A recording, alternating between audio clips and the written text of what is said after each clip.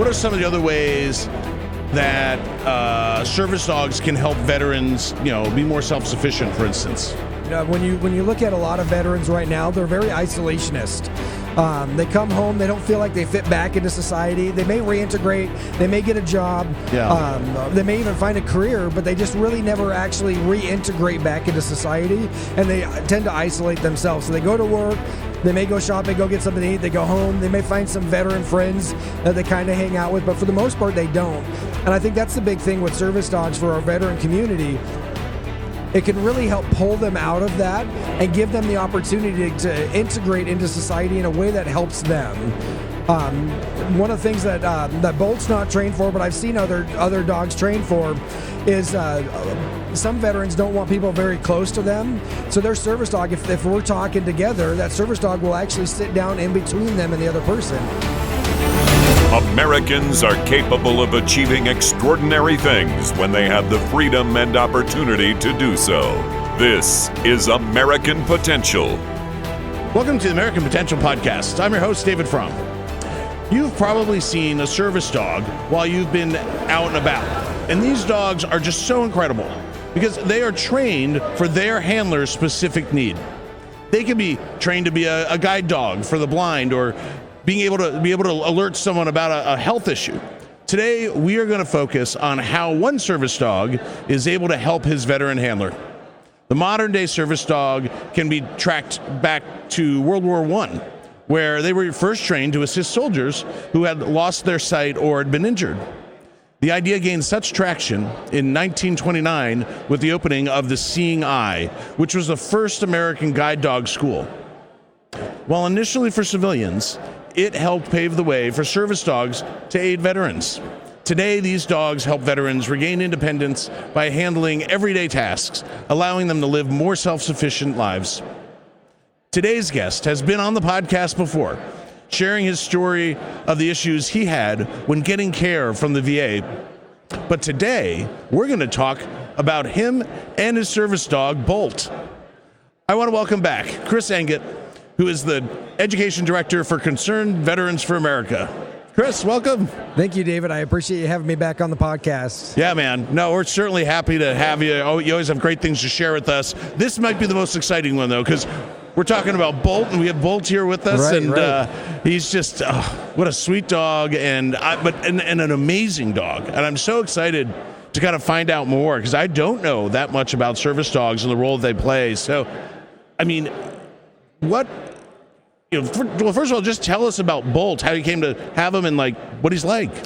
Yeah, so I knew that I wanted a service dog for a long time, but some of the organizations I had looked into near me, they have a 2-year requirement. So you have to be in their shop every week for 2 years, mainly because they're training the dog, you're working to help train the dog, and they're also training you as the veteran. And I think it's a great way to look at it, but I travel a lot with CVA. I'm all over Montana. I'm all over the country now, and that makes it very difficult for me to do that. And so I really struggled with how I could get a service dog until I met an organization out of Ohio, and they really helped set it up for me to do all of the training beforehand, and then they bring him to me, and then I get to learn all of his mannerisms. I get to learn about him, learn how he's going to help me in the most effective fashion. And so I got him on June 26th of last year. Now, June 26th is an important day in my life because it's also my Alive Day. So it's the anniversary of when I was injured in Afghanistan when I was hit by a rocket-propelled grenade. And so I celebrate that day now more of my birthday. It's my Alive Day than I even celebrate my own birthday. And I got to get him on that exact day. It was incredible timing. Yeah. Oh, that's fabulous. Life Day. That's what you call it? Right. That's amazing, man. Wow. Yeah. That's I know that a lot of us don't have something like that, and to be able to get Bolt to be like your companion on that same day is pretty special. Right. Was that intentional or was it coincidental? It was coincidental. He was, or maybe providential. Right. Yeah, I think it might have been more providential. But he was supposed to come to my house about 2 weeks before that, but some of the timing just kind of fell through, and then it just started getting closer and closer to that day, and then we were able to get him on that day. So. Oh, that's awesome. Yeah. So, what does he do with you? So for me, I struggle with anxiety, PTSD, big crowds like we're here at All Staff. It makes it very difficult when you're in a room with almost 1,000 people. Yeah. And so he actually will start to sense that anxiety, and when it gets to a certain level, he will actually start pulling me towards the door. Like, we got to take a break. And then I can take him out. I'll take him for a walk. I have a chance to calm down, and I never get to that point of having a panic attack. And I get the opportunity to calm down in 5 or 10 minutes, and then get back into my job, get back into what I'm trying to accomplish. So that's one of the big things that he does. You'll also notice, like, if I'm walking around, when he's sitting next to me, his head's always on a swivel. He's watching everything. So a lot of veterans really struggle with hypervigilance. So they come back from Afghanistan, Iraq, these combat zones, and they struggle with trying to just calm down and live in civilian life, and they have a hard time. In restaurants, you typically see them sitting in a back corner so they can scan the room. They know where the exits are. They know how many people are in the room. And that hypervigilance never really kind of calms down. And one of the things Bolt does for me is he's hypervigilant when he's with me. When his vest is on, he's locked in, he's paying attention. And if something's going on that's not normal, he'll reach up and he'll grab my hand. And he'll tell me, hey, this isn't right. And he'll grab my hand, and then he'll look over at it, and he'll grab my hand and look at it. That way I know something's going on that maybe I need to pay attention to that. That way I don't have to be hypervigilant 100% of the time. He gets to do it. And so it actually allows me to not be as exhausted throughout the day, because I don't have to be hyper vigilant. Yeah, I have so many questions about like how do they train him to do this? How do they train him to sense your anxiety and then take action? I think a lot of it is like there's certain mannerisms when you're starting to get anxious. I start looking around more. I start kind of backing away from crowds. I start kind of not talking near as much, not being as engaged. And I think dogs really pick up on that. And a lot of dogs that aren't trained as service dogs, like they're your pet, you've had them for a decade, when you start getting anxious or you get sad, something in your life happens, and you're sitting on the couch just wondering, what are you going to do with life? That dog typically will come and sit next to you. It's almost like they just sense it. They just know that feeling's happening. They don't know what to do with it, but they can sense it. And so they've been able to take that level of inherent ability that he has to sense when I'm anxious, and then teach him what to do with it. So being able to like apply pressure on me to ground me back in reality, stuff like that. It takes him about 18 months to train him fully. Wow. Yeah. And there's a deep emotional connection then, right, between you and he. Right. I mean, can you? Is that build? Like, how is that developed, and what's it like? So it takes a lot of time, especially when I first got him, because all the training had happened without me. And so now that he's with me, all the training that they were doing, this is the different techniques.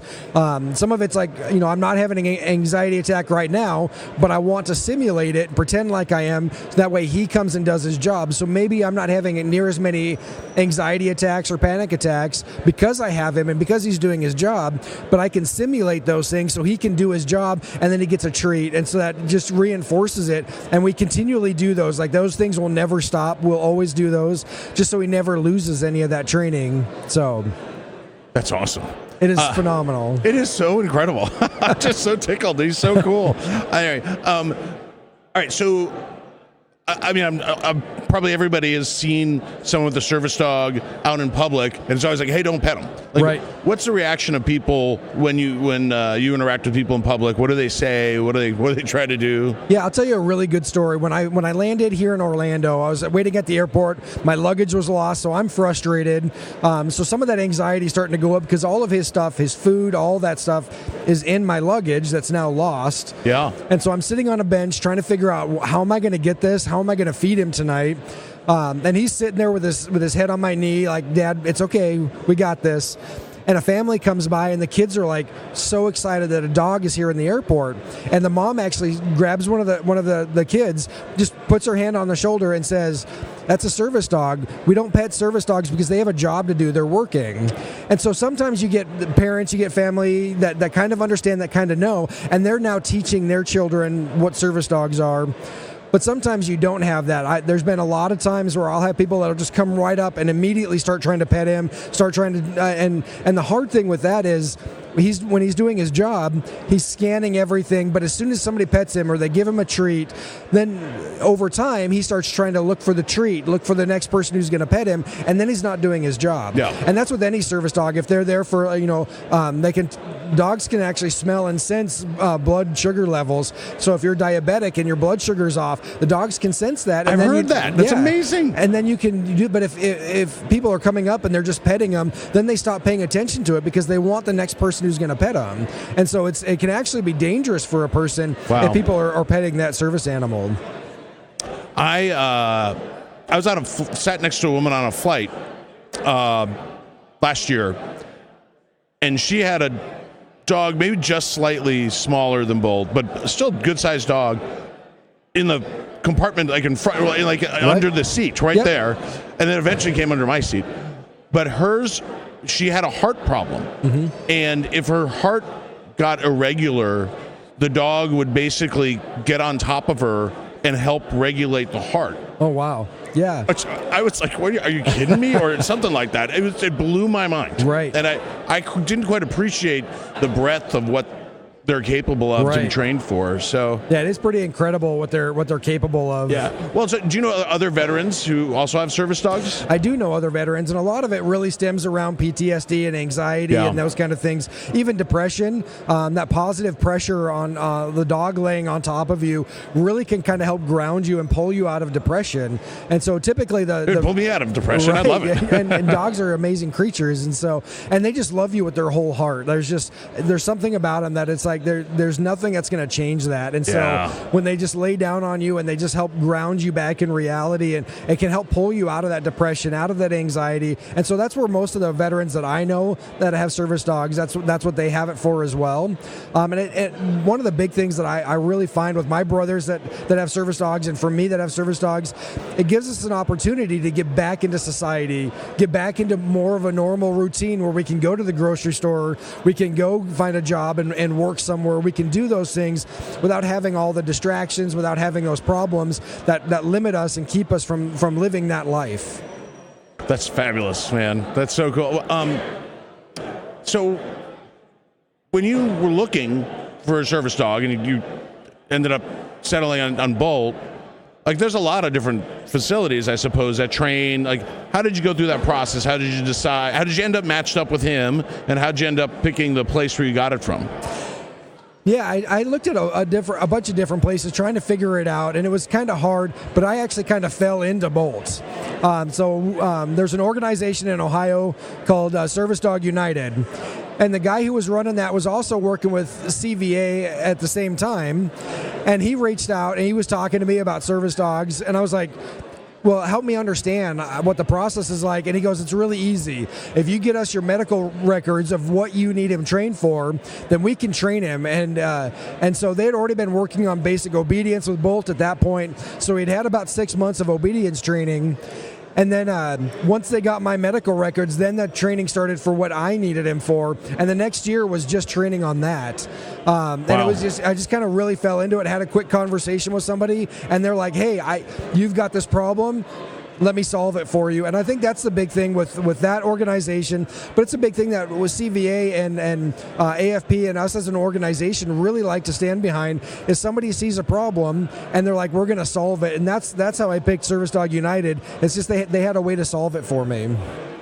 Well, all right. So we've talked about how Bolt has helped you, but what are some of the other ways that service dogs can help veterans, be more self-sufficient, for instance? Yeah, I think that's a great point. When you look at a lot of veterans right now, they're very isolationist. They come home, they don't feel like they fit back into society. They may reintegrate, they may get a job, they may even find a career, but they just really never actually reintegrate back into society, and they tend to isolate themselves. So they go to work, they may go shopping, go get something to eat, they go home, they may find some veteran friends that they kind of hang out with, but for the most part, they don't. And I think that's the big thing with service dogs for our veteran community. It can really help pull them out of that and give them the opportunity to integrate into society in a way that helps them.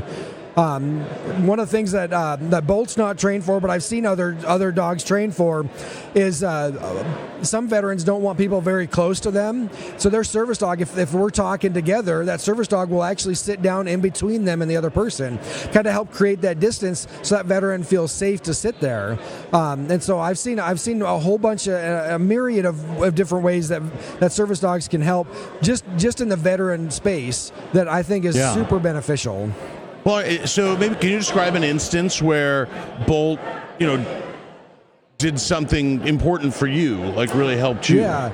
So I was at an event. It was about 800 people there, 700 people there, and I was kind of working the room. I was talking to people. I didn't realize that my anxiety level was starting to rise, and I just kept talking to people, and it just kept going up. And all of a sudden, he's pulling on his leash.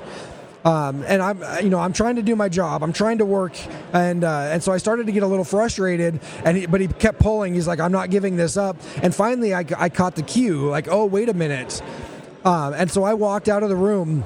And I took that small break. It was about 5 minutes. I started to calm down. I could just sit there and relax. And then I was able to get back into the room and keep working the room and keep doing my job. I was there for about 6 hours with this group of 700 people. Wow. And so typically what ends up happening is I'd work the room. My anxiety level goes up. I hit that panic stage, and then I'm done. I have to be finished for the night. I can't continue because there's too much to come back from. And Bolt has helped me prevent me from getting to that point ever again. And since June of last year, I have not hit that point since then. That's awesome. So what are some misconceptions people might have about service dogs? That's a good question. There's a lot of misconceptions. You see emotional support animals, and I don't want to take anything away from emotional support animals. You love dogs. I love dogs. We know how beneficial they are. Even if they're not a trained service dog, we know how beneficial they are. And so, yeah, absolutely, an emotional support animal is something that's super important to some people. But if they don't have the training like a service dog, they're not super well behaved. Right. Like you were talking about earlier, messing in the airport and stuff like that. That makes it very difficult. And so there's these misconceptions that every animal you see is just an emotional support animal that I put a vest on. It's not a real service dog. And so I see some of that kind of stuff that happens. I know one of the things I've seen with providers at the VA is they don't actually believe service dogs are an effective what's the word? Like a treatment? An effective treatment for veterans and anxiety. And so there's been a lot of struggle with that modality, an effective modality for veterans. And so when we can get Bolt in front of other people and I can share how he's helped me, that right there, in my opinion, is the study. Like, we don't have to spend millions of dollars studying whether dogs are effective. Yeah. Talk to veterans who have service dogs, and so I think that's been really hard in the veteran community is not having the support from providers that we should have. Yeah, chalk that up as another shortcoming of the veterans' healthcare system. I know you've done other episodes on that, and so we'll keep this one happy topic. We'll go back to Bolt. So is there a place where, if you were talking to a veteran or someone listening to the show knows a veteran who might be able to benefit from a service dog, what steps can they take? What's some advice that you would give them in order to maybe try to pursue that? Yeah, I'd tell them to first off, depending on where they are, go to Google and try to find a service dog organization that's near you. There's a lot of veteran service organizations that do stuff with dogs. You also have equine therapy, stuff like that. So there's really? Even more so than just dogs. I know American Airlines actually allows service ponies. Get out. I'm not sure how it works, but I know they do. I'm a big American flyer. I don't know. I've never seen one. Now I have a new thing to check off my list. But so I would recommend reaching out, just starting to Google and research what resources are available in your area. If you see a veteran that does have a service dog, stop and ask them. Yeah. Talk to them about it. Talk to that veteran about how the dog has helped them, so that they can gain. Even if they're not sure about it, like, I want it, but I'm not sure how it's going to work. Find a veteran that has a service dog and talk to them. It is becoming more prevalent because of the nonprofit organizations that again, like I talked about, they saw a problem and they're like, I got a solution for it. And that's, to me, I think is incredible. And so that would be my first step. Figure out what organization is near you and talk to veterans about the service dogs they have. Man, they're just remarkable animals. My Yes. gosh. I just am sitting here, but I don't know if people can see it or hear it. There's just a ton of commotion, and he's just like, I'm going to hang out here with my guy, Chris, make sure everything's cool. And you still see his head's on a swivel. Yep. As people walk by, he's watching everything for me, which is really beneficial because everybody's walking behind me, and most veterans, they don't want the people behind them. They don't want all that commotion going on. And typically, I didn't either. I'd wanted us to see if we could rearrange the seating. But knowing that Bolt is watching everything and he's paying attention lets me know that I don't have to be that hypervigilant. I don't have to sit there and wonder what's going on behind me because he's doing it for me. And it did take a while for us to build that relationship too from my level, so I could trust that he's going to do it. And it took a while when there wasn't a whole lot going on. I didn't have the opportunity for something to be going on that he let me know about. And so I spent some time just trying to navigate what that's going to look like. And I maintained a level of hypervigilance for a while until I just realized, and he started letting me know about things that I don't have to be hypervigilant. He gets to do that. Yeah, that's awesome. Well, Chris, I mean, first and foremost, thank you for your service and your sacrifice, but also all the work that you're doing with CVA is just so important too. I'd greatly appreciate that you're doing that, and I'm so appreciative that you have Bolt to help you do that work. I think it's incredible, and I think there's so much potential that veterans have, and really with CVA, I mean that's my whole goal is I want to see veterans be able to take their uniform off, come back to their homes, reintegrate into society, and have a life that has purpose and meaning again. That's really what I want to see, and I want to see them be able to engage in everything CVA does, but even more than what CVA engages on, that gives them that better life and helps them continue to fight for our freedoms and prosperity that we fought for when we were in the service. And service dogs have played a really big part in me being able to do that. And so being able to get that information to other veterans that maybe it's going to help them get to that same place, that really excites me. Nice. Well, Chris, thanks for coming on again. As always, we love having you. And thanks for bringing Bolt this time for sure. Absolutely. Thank you so much, David, for having me. Thanks, man. Well, hey, if you enjoyed this episode and would like to hear others like it, be sure to stay connected with us by liking and subscribing our channel, as well as following us on Facebook, Instagram, and YouTube. And always remember, liberty and freedom are easily taken for granted. Don't take it for granted. Go out there and defend freedom and liberty. Thanks for joining us, and we'll see you on the next episode. Thank you for listening to American Potential. You may listen to more stories from Americans working every day to expand freedom and opportunity in their communities by visiting AmericanPotential.com.